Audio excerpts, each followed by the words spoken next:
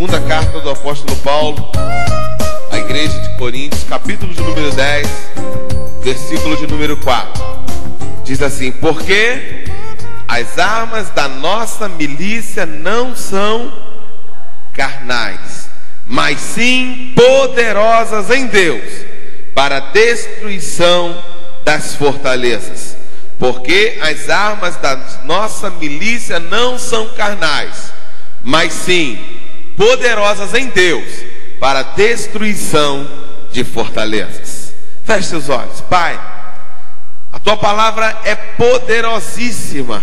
Independe de mim ou de qualquer um outro, Senhor, para ela operar aquilo que ela já está proposta a dizer, Senhor. Mas te pedimos, Senhor, usa-nos como canal de Ti esta manhã, para que possamos transmitir aquilo que está no Teu coração. E assim, Pai, fazemos a diferença, tanto na nossa vida, na minha vida, quanto na vida daqueles que estão esta manhã nos ouvindo, Senhor. É a nossa oração no nome do Senhor Jesus. Amém. Nós lemos o texto que está na segunda carta do apóstolo Paulo à igreja de Coríntios. As nossas armas não são carnais, mas sim poderosas em Deus para a destruição de fortalezas.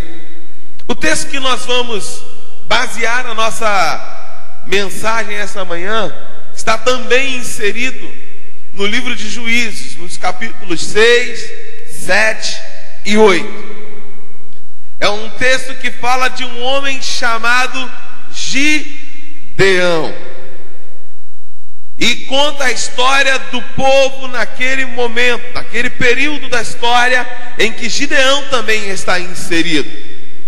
Mas eu quero aqui introduzir o seguinte: o apóstolo Paulo começa dizendo na segunda carta aos Coríntios: as nossas armas não são carnais.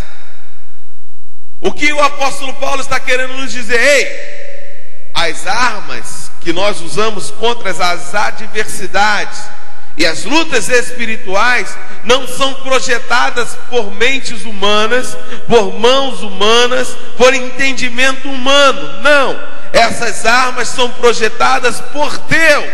E quando elas são projetadas por Deus, a vitória é nossa. Em nome do Senhor Jesus, conquistamos ela para a glória de Deus Pai. Você está entendendo isso? Diga amém. No capítulo 6 do livro de Juízes, nós vemos que o povo de Israel estava enfrentando um momento crítico de sua história.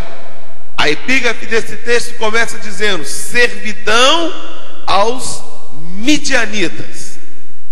Tremendo esse texto, e ao mesmo tempo terrível esse texto, porque a Bíblia diz que tudo que Israel produzia, tudo que Israel criava, tudo que Israel conquistava, vinham os midianitas e saqueavam, levavam, roubavam, pisoteavam, destruíam, queimavam, a ponto que o povo de Israel nas montanhas fizeram cavernas para se esconderem, fizeram cavernas para fugirem. E o texto começa dizendo: por causa de pecados, porque o povo de Israel fez o que era mal aos olhos do Senhor, Deus os entregou nas mãos dos midianitas. O pecado, ele sempre traz consequências. Você pode dizer comigo? Consequências.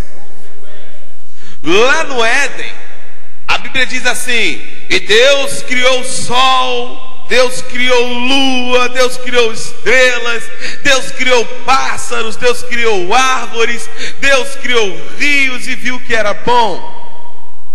E Deus criou o homem e viu que era muito bom. Diga: eu sou o melhor de Deus.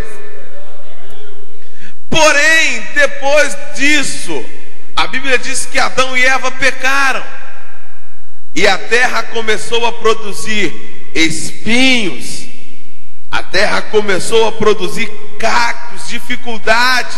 Ou seja, o pecado trouxe consequências para Adão e Eva e para todas as gerações futuras. O pecado, ele sempre traz consequências.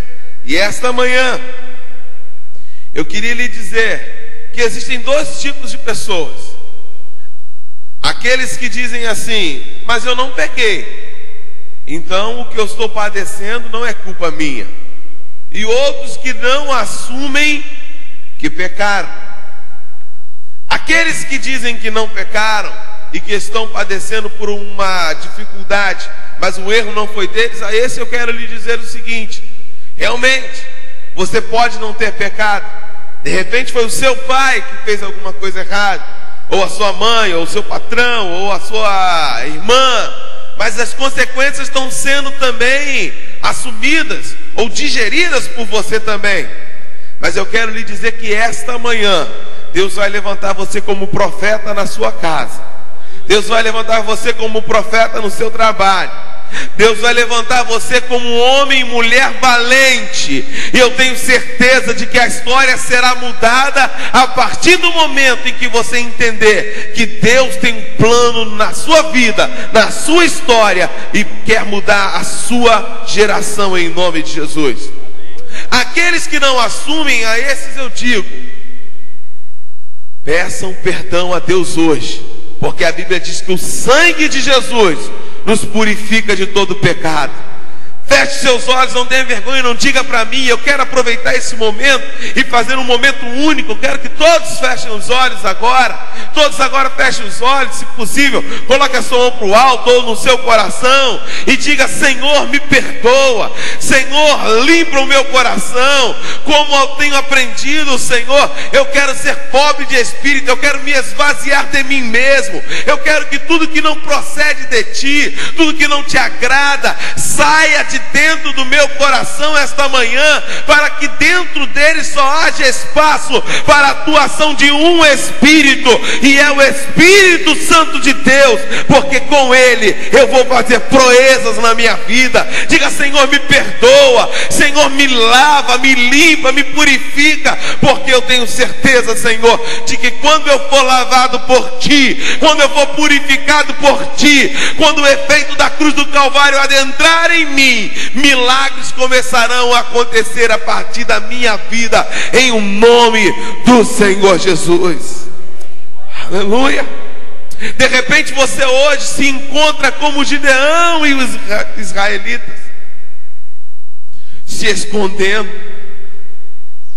De repente você hoje tem o mesmo sentimento daquele povo, de desaparecer, de sumir, de se esconder. Eu não quero que ninguém me veja, eu não quero ser encontrado por ninguém. As lutas estão muito grandes, eu quero ir embora. Eu não aguento mais essa vida, eu não aguento mais esse esposo, eu não aguento mais essa esposa, eu não aguento mais esse casamento, eu não aguento mais essa casa, eu não aguento mais esse emprego. Eu quero desaparecer. Ei, querido, ouça a palavra do Senhor Jesus para você esta manhã. O povo de Israel clamou ao Senhor e Deus se levantou em atenção ao clamor dele. Se você esta manhã unir a sua fé, a fé do irmão que está do seu lado, a minha fé, nós unirmos a nossa oração esta manhã e clamarmos ao Senhor dos Senhores, ele vai se levantar em nosso favor, ele vai abrir as janelas dos céus,